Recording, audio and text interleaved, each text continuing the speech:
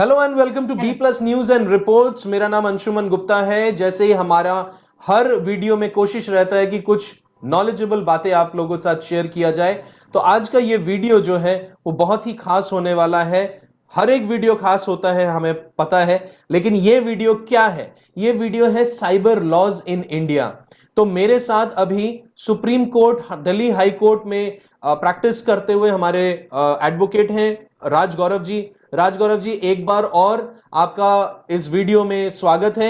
आप पिछले एक वीडियो में हमारे दर्शकों को आपने बहुत अच्छी तरीके से prevention of sexual harassment at work place के बारे में बताया था। यदि आपने नहीं देखा है तो प्लीज उस वीडियो को भी जरूर देखिएगा। दो पार्ट में बताया गया है बहुत ही इलैबोरेटेड तरीके से। और हमारे साथ सोशल एक्टिविस्ट हैं डॉक्टर गीता गंगोत्री जी। आपका भी बहुत बहुत स्वागत है Geeta ji. Thank you sir. तो आज हम बात करेंगे साइबर लॉज इन इंडिया। तो सबसे पहले चले जाते हैं राज गौरव जी के पास। Raj Gaurav ji, cyber laws in India क्या कहता है? Very good evening Anshuman ji. Very good evening ma'am. I hope same to you. बहुत ही अच्छा सेशन आप लोगों ने ये साइबर लॉ पे लिया है, विच इज इतना ये लॉ इतना ज्यादा हमें इफेक्ट करता है कि it actually affects from the time we open our eyes in the morning, और रात को सोने के पहले जब आप इंटरनेट ऑन करते हो तो साइबर लॉ आपको इफेक्ट करता है। और बड़े ही दुख के साथ मुझे कहना पड़ रहा है कि इतना लाइफ को इफेक्ट करने वाली चीज होने के बावजूद हमारे पास सैडली कोई भी लॉ नहीं है to protect from cyber crime. कोई भी डेडिकेटेड लॉ नहीं है। आज क्या हो रहा है, I not shy away from saying कि कोई भी जो साइबर क्राइम होता है तो हम ढूंढने लग जाते हैं। When I talk like a prosecutor, मैं ढूंढने लग जाता हूँ कि इसको किस केस में फंसाया जाए, किस सेक्शन में फंसाया जाए, कहाँ फंसाया जाए। देर इज नो बेंचमार्क कि ये हुआ है तो यहाँ पे जाएगा। हमारे पास सिर्फ और सिर्फ एक लॉ है, which is the IT act 2000, which is information technology act 2000, जो यूएन के एक प्रोटोकॉल, एक रूल के बाद हमने 1997 का एक रूल है, उसके बाद हमने अपने लोकल लॉ में उसको इम्प्लीमेंट किया था। And that is how the IT act 2000 came into existence. Basic अगर मैं आपसे बात करूं तो जो बेसिक IT लॉ का जो एम है, द एम बहुत मतलब जो आप अगर IT एक्ट खोलते हैं तो सबसे पहली चीज जो वो बताता है कि ये कॉमर्स से जो जो आपका इंटरनेट पे कॉमर्स होना है उससे प्रोटेक्ट करने का इसका एम है। So the preamble of this act simply says that कि ये आप इसका क्या काम है कि ये जो कॉमर्स हो रहा है उसको ये प्रोटेक्ट करेगा। I'll read it for you. This is an act to provide legal recognition for a transaction carried out by means of electronic data interchange and other means of electronic communication. अब आप इसमें देखिए, this is half of what I have read.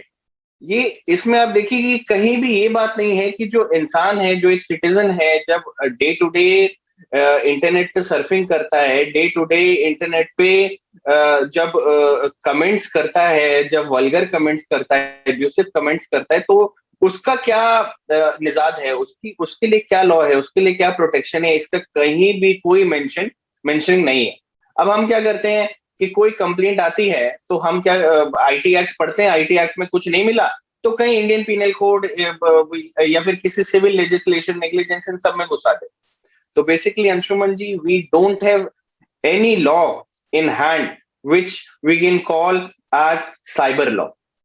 Cyber crime बहुत हो रहा है, every day हो रहा है। There is cyber space, India का cyber space because of its population बहुत ज्यादा है, लेकिन there is no dedicated law to it. Very sad. Raj Gaurav ji, हमारे पिछले एक वीडियो में जहां ध्रुव गोविल के वीडियो में हम बात कर रहे हैं डेटा सिक्योरिटी की, उसमें हमने देखा था, अगर वो वीडियो आपने नहीं देखा तो वो भी आप देख सकते हैं। लेकिन राज गौरव जी, जैसे आप कह रहे हैं कि साइबर लॉज है ही नहीं, तो साइबर लॉ अगर नहीं है और वहीं पे हमारा सबसे ज्यादा योगदान है दिन के, जैसे आपने कहा सुबह आंख खोलते के साथ ही हमारा वहीं पे सबसे ज्यादा आना जाना शुरू हो जाता है, इस वक्त भी अगर हम देख रहे हैं तो वो भी एक साइबर रूल के तहत ही हम देख रहे हैं चीजों को, एक इंटरनेट यूज करते हुए देख रहे हैं। यहां पे आकर के वल्गर कमेंट करना या यहां पे आकर के कुछ इस तरीके की मानसिक उत्पीड़न का जो मामला होता है, इस तरीके की अगर बातें आती तो वो आप कह रहे हैं कि इसके लिए कोई भी लॉ नहीं है। तो अब केसेस भी ऐसे बहुत सारे आते हैं, तो क्या किया जाए आपके हिसाब से? किसी के साथ अगर ऐसा फ्रॉड होता है या थ्रेटनिंग सिग्नल्स आते हैं या थ्रेटनिंग मैसेजेस आते हैं या उसको वल्गर मैसेजेस आते हैं, तो वो क्या कर सकता है?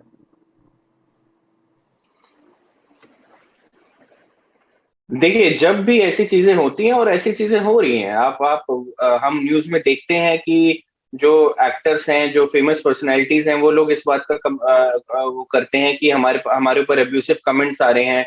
इवन बिग बी के ऊपर भी अब्यूसिव कमेंट्स वगैरह आते थे, तो उन्होंने बीच में कहा था कि बड़ी मतलब गंदे कमेंट्स आते हैं। तो इसका एक ही है, you have the right to go to the police station and launch a complaint. And इसमें आप डेफिनेटली आईटी एक्ट का भी मदद इसके अंदर ले सकते हैं। आईटी एक्ट ऐसा नहीं है कि सोनली आपको आईटी एक्ट से ही सारा कुछ इसके अंदर मिल जाएगा, ऐसा कुछ नहीं है। लेकिन आईटी एक्ट एक सप्लीमेंट जरूर इसके अंदर आपको कर सकता है। जो सेक्शन 66A है, अगर मैं बताऊं आपको, आईटी एक्ट 2000 का, वो सप्लीमेंट करता है इसके अंदर की ऑफेंसेस, जो ऑफेंसिव मैसेजेस जो व्हाट्सएप, टेलीग्राम और फेसबुक वगैरह के थ्रू आते हैं, ये पनिशेबल है। if we read this section, as per this section 3 years की imprisonment है और 3 साल की सजा भी है, और हो सकता है दोनों चीजें हो, 3 साल की सजा भी है और फाइन भी है, और हो सकता है कि दोनों चीजें करनी पड़े। तो law is a bit hard, but implementation जो है, इम्प्लीमेंटेशन इज सर्टेनली जीरो।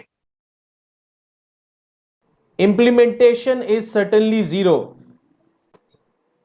अब हम बात करते हैं, जैसे राजगौरव जी ने कहा इंप्लीमेंटेशन इज सर्टेनली जीरो, तो हमारे साथ social activist doctor Geeta Gangotri मौजूद हैं। मैम, हम आपसे जानना चाहेंगे कि आपने भी ऐसे बहुत सारे केसेस आपके पास आए होंगे, तो उसमें से कोई केस अगर आप राजगौरव जी के लिए और हमारे दर्शकों के लिए साझा करें तो बहुत बेहतर होगा। बिल्कुल अंशुमन जी, पहले तो मैं बी प्लस को बहुत बहुत धन्यवाद दूंगी कि इस तरह के वो टॉपिक्स को लेके आ रहा है, जो कि सोशली बहुत ही जरूरत भी है इसका। तो जो गौरव जी ने जो बात कही, गौरव सर ने जो बात कही कि इम्प्लीमेशन बिल्कुल भी नहीं है, ये बात सही है कि लॉ तो बहुत सारे हैं, लेकिन जब कोई विक्टिम या कोई उसकी मदद करने वाला जब वहां तक पहुंचना चाहता है, उसको इंसाफ दिलाना चाहता है, इंसाफ तो छोड़ दीजिए, जब कुछ चीजें वायरल हो रही होती हो तो उसको अगर रोकना है तो उसमें भी वो 2-3 दिन लगा देते, तब तक तो वो पता नहीं कहाँ कहाँ तक वो वायरल हो जाता है। तो मैं पहली बात तो मैं भी बहुत ध्यान से सुन रही थी गौरव सर को कि उन्होंने बहुत अच्छी बात कही कि पहली बात तो ये, इसके लिए जो लॉ भी जो आए, जो भी कानूनी रूप जो इसको मिला, वो काफी लेट से मिला है, और मिलने के बाद भी इस पे कोई सुनवाई नहीं होती है। लास्ट एक केस मेरे पास आया हुआ था, एक किसी बच्ची का था, जिसके कि कई सारे फोटोज जो थे वो लोग इंस्टाग्राम पे डाल दिए थे बिना उनके परमिशन के, बिना उनको पता भी नहीं था, और खासकर ऐसे कुछ फोटोग्राफ्स और वीडियोज तभी तो वो हैक कर लेते हैं या पता नहीं कहाँ से किस कैसे डाल देते हैं। तो उसमें जब हम लोग सिर्फ और सिर्फ कंप्लेन दर्ज कराने के लिए, एफआईआर छोड़ दीजिए, ऑनलाइन भी चीजें पता था कि हो जाती है, ऑनलाइन करते रहे 3 दिन तक, सिर्फ फोन करने में 4 दिन में चला, एक भी कॉल उठाया नहीं गया। फिर हम इत्तेफाक से कोई कॉल उठ गया, और उसके बाद फिर भी 3 दिन तक हम ट्राई करते रहे, उसके बाद कॉल उठा 3 दिन के बाद, और फिर 2 दिन के बाद शायद वो फोटो वगैरह हटे या जो भी चीजें थी वो थोड़ी ये हो गई। दूसरी बात कि हमें पता भी नहीं चलता है कि कौन आदमी है जो हमारे पीछे पड़ा हुआ है या किसी और के पीछे पड़ा हुआ है। तो ये सारी चीजें हैं। मैं, जो भी दर्शक इस वीडियो को या इस प्रोग्राम को देख रहे हैं या आगे देखेंगे, उनसे कहना ये है कि हमारे लिए प्रिकॉशन लेना हर जगह बहुत जरूरी है।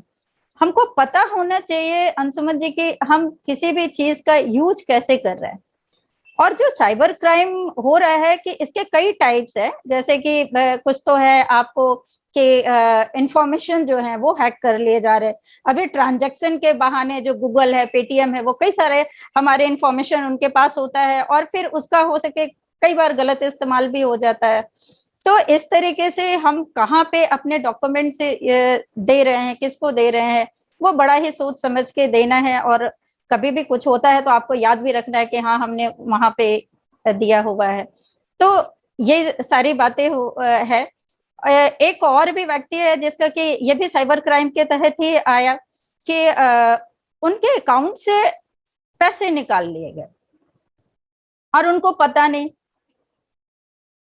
आए तब मैं किसी ऑफिस में थे, उन्होंने बोला कि मैम ऐसा ऐसा हो गया, कोई है तो हेल्प कीजिए, और पैसा भी नहीं मिला और परेशान भी रहे। तो इस तरह यहाँ पे गीता जी 2 केसेस के बारे में बता रही हैं राजगौरव जी कि एक केस ऐसा आया कि एक बच्ची के photographs, private personal photographs Instagram पे डाले गए और वायरल हुए, और जब तक उसको पूछा गया या पकड़ा गया या स्टॉप किया गया तब तक 2 दिन का टाइम जा चुका था। तो क्या हमें, हमारा मैकेनिज्म इतना स्लो है कि हम इसको स्टॉप भी नहीं कर सकते, इमीडिएटली चेक भी नहीं कर सकते? क्या ये इतना इतना स्लो प्रोसेस है?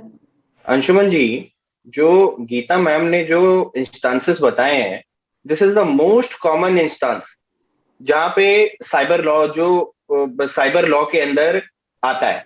जो हम साइबर लॉ कहते हैं तो हम इसी चीज की बात करते हैं कि ये पोर्नोग्राफी शेयर कर दी गई, ठीक है, चाइल्ड पोर्नोग्राफी शेयर कर दी गई, चाइल्ड बच्चे के वो फोटोज लीक कर दिए गए। दिस इज द मोस्ट मतलब कॉमन टाइप ऑफ हरासमेंट और the cyber harassment that is being done to citizens.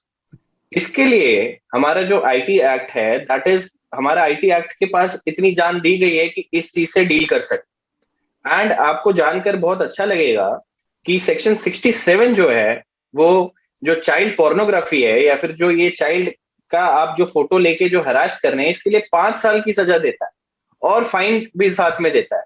तो बेसिकली आप चाहे, और देखिए हो सकता है कि कल को उसने क्या किया कि फोटो शेयर करके एक्सटॉर्शन मांग रहा है या सेक्सुअल फेवर मांग रहा है या फिर कुछ और चीज मांग रहा है, कोई और काम मांग रहा है, तो आप आईपीसी तो साथ में लगा ही सकते हैं। साथ साथ आपका जो आईटी एक्ट है वो भी, उसके पास भी पावर है इसके अंदर डील करने की। 67 and 67B of the IT act, ये सेक्शन जो है ये सीधा कहते हैं कि जो ये एक्सप्लिसिट कंटेंट वगैरह जो शेयर होता है, तो इसके लिए आपको 5 साल की सजा मिलेगी अगर ये ऑफेंस प्रूव हो जाता है। नहीं तो राजगौरव जी, ये तो हम बात कर रहे हैं कि क्या सजा है, क्या प्रावधान है, लेकिन मेरा यहाँ पे सवाल ये है, क्योंकि हमें ये लगता है ये मेरे साथ थोड़ा ही ना हो सकता है। अभी वीडियो देखने वाले लोग भी ये सोच रहे होंगे कि ठीक है ये चर्चा तो सही बात है, लेकिन क्या ये मेरे साथ हो सकता है? नहीं, मेरे साथ नहीं हो सकता। तो ये हो किसी के साथ भी सकता है, और जिसके साथ भी होता है उसको step number 1, step number 2, step number 3, इस तरीके से जरा राजगौरव जी हमारे दर्शकों को थोड़ा समझाइए तो बहुत बेहतर होगा। बिल्कुल, देखिए होता क्या है कि हर आदमी इंटरनेट पे आजकल एक्टिव है। मे बी इंटरनेट पे आज हमारा थोड़ा रेवोल्यूशन, हमारे जो इंडिया, थोड़ी सोसाइटी इस तरह की है कि हम जो चीजें करते हैं वो हम इतना ज्यादा एक्सप्लिसिटली नहीं करते हैं, हम लोगों को बताकर नहीं करते हैं, तो इसी से ब्लैकमेलिंग का एलिमेंट आ जाता है।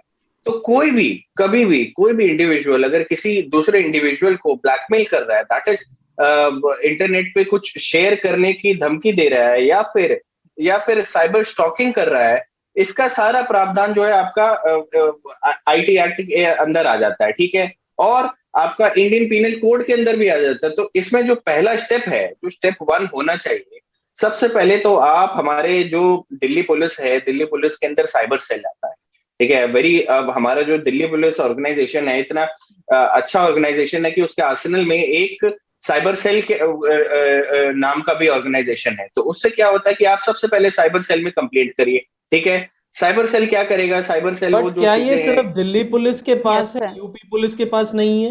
नहीं है, मैं वेरी वेरी सैडली जो डेडिकेटेड ऑर्गेनाइजेशन है Delhi police is, because I am working with Delhi police, मैं I am working against and working with Delhi police, तो मुझे पता है कि उनकी जो ऑर्गेनाइजेशनल स्ट्रेंथ है वो बाकी बाकी जो स्टेट्स की पुलिस है उससे बहुत अलग है. We have a dedicated economic offence wing, we have a dedicated cyber cell, we have a dedicated women cell. लोग इसका इस्तेमाल कब करेंगे that is subject matter of कि आदमी किस तरह का है, मतलब किस किस बैकग्राउंड का है. बट हर किसी को पहला स्टेप क्या होना चाहिए, you should reach the cyber cell. Cyber cell जो है आपका ऑनलाइन भी कंप्लेंट ले लेता है along with screenshot, mail etcetera. जो भी आपके मेल वगैरह आ रहा है, जो भी मैसेजेस वगैरह आ रहे हैं उसका स्क्रीनशॉट, जो भी आपको कोई कॉल कर रहा है उसकी रिकॉर्डिंग वगैरह आप साइबर सेल को दे सकते हैं. वो अपने आप कॉग्निजेंस इस चीज का लेंगे.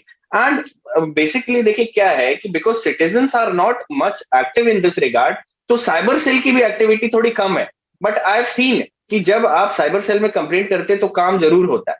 बेसिकली अगर हर रोज मान लीजिए कि ये चीजें हो रही, this is happening, this is truth, आप हर रोज अगर साइबर सेल को कंप्लेंट करते हैं तो साइबर सेल भी थोड़ा सा एक्टिवली ये सब चीजों में काम करेगा. साइबर सेल को आप एक्टिवली काम करने दीजिए.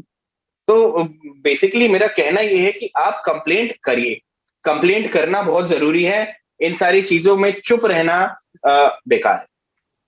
अब मान लीजिए कि cyber cell step 1 cyber cell ने काम किया ही नहीं, तो आप स्टेप 2 जा सकते हैं कि सीधा आप एक साइबर सेल मना कर देते हैं पुलिस कंप्लेंट लेने से. तो आपके पास जो रेमेडी है that is as per the CrPC, उसके अंदर आप सेक्शन 200 की एक प्राइवेट कंप्लेंट डाल दीजिए जाके कोर्ट में कि ऐसे ऐसे मेरे साथ हुआ, इसका कॉग्निजेंस लिया जाए. अगर आप दिल्ली के बाहर हैं तो this whole harassment comes under the IT Act and the Indian Penal Code. आप दोनों चीजें इसमें क्रिमिनलिटी भी डाल सकते हैं. तो बेसिकली ये क्रिमिनल एक्ट है. आपके साथ अगर हो रहा है यू शुड कम फॉरवर्ड. आप अगर कर रहे हो तो you should debtor yourself before doing this, क्योंकि ये पनिशेबल है एज पर लॉज. इवन एक IT एक्ट जो एक पायस रेगुलेशन है विच इज एक कमर्शियल इंटेंट से लॉ बनाया गया है, वो भी आपको 5 साल की सजा इसके अंदर देगा. फॉरगेट आईपीसी, फॉरगेट सेक्शन 506 की आपका इंटेंट है डिसरोब करने का वुमेन की मॉडेस्टी को, और भी चीजें 509, ये सारी चीजें तो आप वो सारी चीजें आप हटाई दो. तो बेसिकली आप कंप्लेंट करिए, there is definitely a redressal. इसके अंदर आपको रिड्रेसल जरूर मिलेगा. ठीक है. सो आप कंप्लेन कीजिए, वही सबसे पहला स्टेप है. ये राज गौरव जी जो कि वकील है पेशे से, सुप्रीम कोर्ट और दिल्ली हाई कोर्ट में वकालत करते हैं. हम आखिरी सवाल लेकर के डॉक्टर गीता गंगोत्री जी के पास जाएंगे. गीता जी, जो अभी आपने सुना कि दिल्ली के अंदर ये काफी सारी सुविधाएं हैं और बाकी क्षेत्रों में, बाकी स्टेट्स में इतनी सुविधाएं नहीं हैं, क्या कहना चाहेंगे आप बाकी दूसरे स्टेट्स को, जिससे कि दिल्ली जैसा इतना सुरक्षित माहौल बाकी स्टेट्स में भी मिल पाए? तो आपका क्या वक्तव्य रहेगा इस पे? ये अंशुमन जी, ये जो क्वेश्चन है, चूंकि अगर मैं इसको सॉल्व नहीं किया होता या कभी इससे मेरा पाला नहीं पड़ा होता तो मैं कहती कि हाँ बहुत काम आसान है. हमने तो यूपी के ही साइबर क्राइम में जो एक नंबर मुझे मिला था किसी के थ्रू, उस पे मैंने कॉल किया, और उनका जो एक बात करने का जो लहजा भी होता है, मैं चाहूंगी कि वो बहुत सॉफ्टली बात करे, क्योंकि उस वक्त तो मैं थी. अगर विक्टिम, कभी ऐसा भी हो सकता है कि कोई विक्टिम डायरेक्ट अगर कहीं डरा हो, अपने पेरेंट्स को भी नहीं बताना चाहता हो और हेल्प लेना चाहता हो, तो ऐसा एक टोल फ्री नंबर, एक मोबाइल नंबर जो एक बार में उसे उठाए और ऐसे बात करे जैसे कोई गले लगा रहा, उसको वो विक्टिम की तरह ही नहीं, वो एक अपराधी की तरह, इतने बड़े अपराधी की तरह देखने लगते हैं. उसका लगता है कि पता नहीं, हम डर गए थे, मैं डर गई थी, मुझे लगा कि भाई अब हम इनकी हेल्प करें भी कि नहीं करें, ऐसे ऐसे तरह से वो पूछ रहे थे. एक बार भी उन्होंने सॉफ्टली बात नहीं किया. बहुत ही लगता है कितने टेंशन में वो लोग रहते हैं भाई. तो ये सारी चीजें आम जनता डरी हुई है और उसको चाहिए कि दुनिया के किसी भी कोने में, नॉट फॉर ओनली इंडिया, सिर्फ हमारे सभी राज्यों के लिए नहीं है, सभी जगहों के लिए है. क्योंकि आज का जो समय है, उसमें भी कोरोना काल का जो समय है, उसमें मैक्सिमम चीजें जो है वो इंटरनेट के माध्यम से हो रहा है. और पहली बात कि इसमें जितना जरूरत हमारे कानूनी सलाहकारों का है या कानूनी मदद की है, उतना ही हमें भी सचेत रहना है अंशुमन जी। जब हम इंस्टाग्राम पे या फेसबुक पे या व्हाट्सएप पे किसी से भी बात कर रहे हैं तो वैसे ही बातें करें जो जरूरत की है, क्योंकि हमें पता नहीं होता है कि पीछे साइड से कौन बात करता है। हो सके कोई क्रिमिनल के पास वो फोन हो, किसी और पर्सन के पास जिस जो कि आपको गलत तरीके से कहीं और बुला। कई बार ऐसे क्राइम भी हुए हैं जो कि मैसेज करके उनको बुलाया गया और चीजें बढ़ती गई। तो पहला है मेरा यही रिक्वेस्ट है कि जिस तरीके से थैंक्स टू केजरीवाल सर और साइबर सेल ऑफ दिल्ली कि जिस तरीके से वहां के लोगों को इतनी सुविधाएं मिली हुई है साइबर क्राइम के लिए एक अच्छे कानूनी रूप से, तो हम चाहेंगे कि हमारे सभी राज्यों में, उत्तर प्रदेश में भी हो, झारखंड में भी हो, बिहार में भी हो, असम में भी हो, अरुणाचल प्रदेश में हो, राजस्थान में हो, मध्य प्रदेश में हो, हर जगह की महिलाएं और सभी व्यक्ति, सिर्फ ये महिलाओं का सवाल नहीं है, इसमें हर कोई फंस सकता है।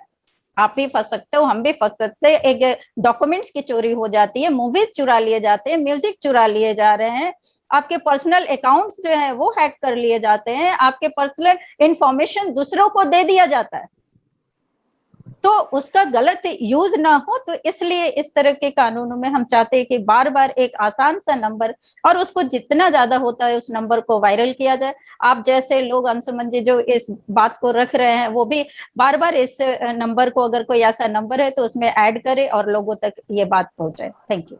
बहुत बढ़िया। तो राजगौरव जी जरा ये बताइए कि एक कॉमन आदमी जो आम इंसान है उसको किन बातों पे ध्यान देना चाहिए, क्योंकि सारा काम इंटरनेट के जरिए चल रहा है, तो किन बातों का ध्यान उसे देना चाहिए? देखिए, साइबर लॉ जो है, साइबर लॉ एक बहुत बड़ा अम्ब्रेला है जिसके अंदर बहुत सारी चीजें आ जाती हैं। ठीक है, हमारे पास एक आईटी एक्ट ही है, मैं बार बार कह रहा हूं आपको, बट है साइबर लॉ है बहुत बड़ा अम्ब्रेला जिसके अंदर बहुत सारी चीजें आप हमारे एक नॉर्मल ह्यूमन बीइंग, एक नॉर्मल इंडियन सिटीजन के लिए है। आप अगर किसी व्हाट्सएप ग्रुप के भी एडमिन है तो भी आपको आईटी एक्ट जो है वो पनिश कर सकता है। अगर आपके ग्रुप में कुछ पोर्नोग्राफिक या कुछ भी ऐसी चीज शेयर होती है जो इलीगल है तो वो आपको लाइबल बना सकता है, तो आपको वहां ध्यान रखने की जरूरत।